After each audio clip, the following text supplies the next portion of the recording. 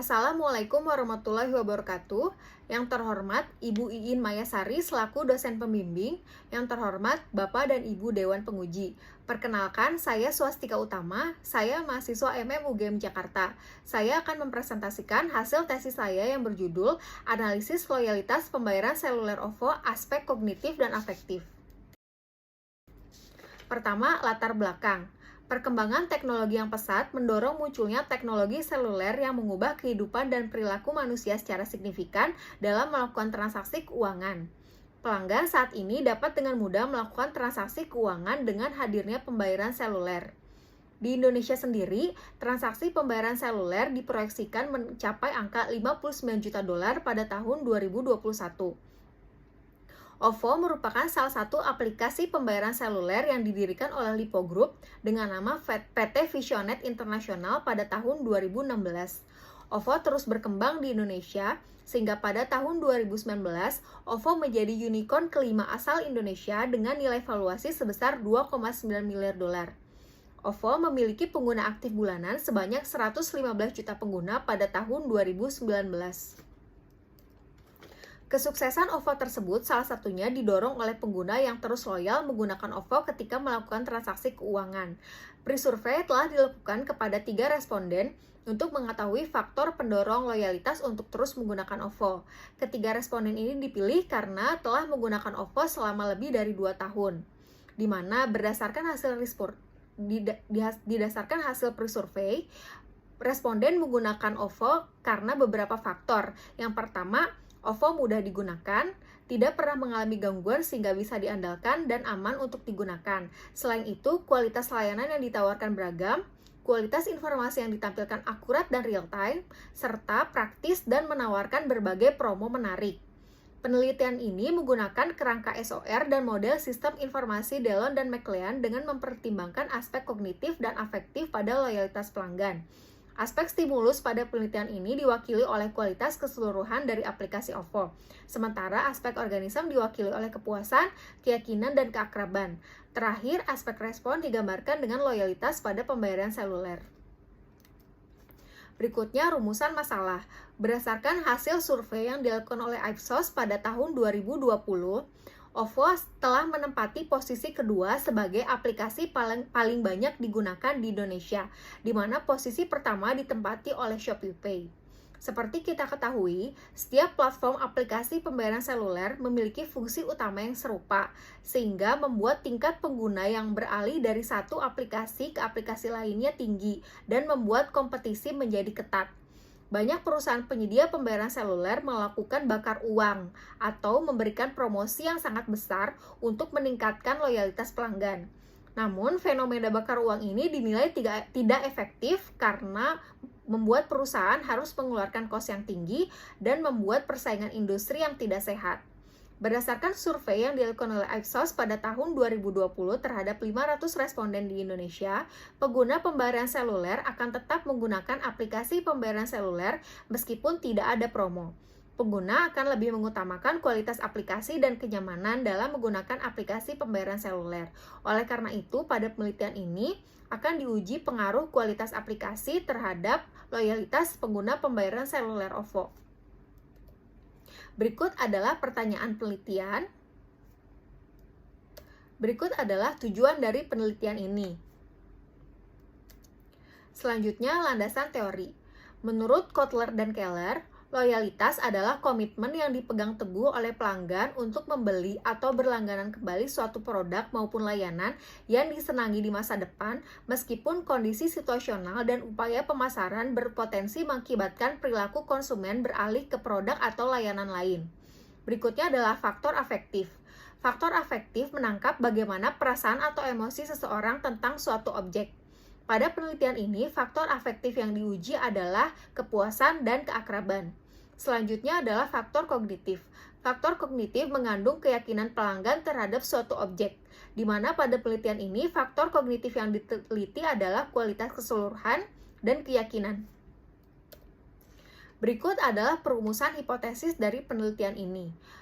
Variabel afektif pertama adalah kepuasan, sehingga hipotesis pertama adalah kepuasan memiliki pengaruh positif pada loyalitas pengguna pembayaran seluler. Faktor afektif kedua adalah keakraban, sehingga hipotesis kedua adalah keakraban memiliki pengaruh positif pada loyalitas pengguna pembayaran seluler. Berikutnya adalah faktor kognitif.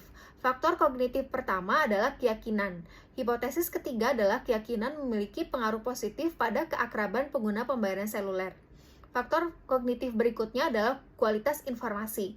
Hipotesis keempat dan kelima adalah kualitas informasi memiliki pengaruh positif pada kepuasan dan keyakinan pengguna pembayaran seluler. Variabel kognitif berikutnya adalah kualitas sistem, sehingga hipotesis ke-6 dan ke-7 adalah kualitas sistem memiliki pengaruh positif pada kepuasan dan keyakinan pengguna pembayaran seluler. Faktor kognitif terakhir adalah kualitas layanan, sehingga hipotesis ke-8 dan ke-9 adalah kualitas layanan memiliki pengaruh positif pada kepuasan dan keyakinan pengguna pembayaran seluler. Berikut adalah kerangka konseptual yang digunakan pada penelitian ini, di mana kerangka konseptual ini diadaptasi dari penelitian yang dilakukan oleh Yuan et al. Pada tahun 2020. Metode penelitian. Desain penelitian yang digunakan adalah causal explanatory, yaitu penelitian yang berupaya untuk menguji pengaruh variabel satu terhadap variabel lain. Model penelitiannya adalah kuantitatif dengan metode penelitian survei dengan penyebaran kuesioner daring. Instrumen penelitian yang digunakan adalah kuesioner dengan pertanyaan tertutup. Penilaiannya skala Likert 7 poin yang diadaptasi dari penelitian Yuan et al. 2020. Pengambilan sampelnya adalah non-probability sampling dengan purposive sampling, di mana pada penelitian ini ada dua ukuran sampel, yaitu sampel kecil sebanyak 30 responden dan sampel besar sebanyak 280 responden. Kriteria unit sampel ada 3. Yang pertama, responden harus berusia minimum 17 tahun. Yang kedua, responden harus menggunakan OVOS selama minimum 6 bulan. Dan yang terakhir, menggunakan OVOS sebagai metode pembayaran baik ketika transaksi online maupun offline. Metode analisis yang dilakukan ada 2. Yang pertama, pengujian instrumen dengan uji validitas dan uji reliabilitas. Yang kedua adalah pengujian hipotesis dengan uji koefisien determinasi, uji T, dan melihat nilai koefisien beta dan p-value. Berikut adalah hasil pengujian instrumen terhadap sampel kecil 30 responden. Seperti yang ditampilkan pada tabel, masing-masing variabel menunjukkan nilai di atas nilai acuan, sehingga masing-masing variabel untuk sampel kecil ini dikatakan valid dan reliable. Selanjutnya adalah analisis dan pembahasan.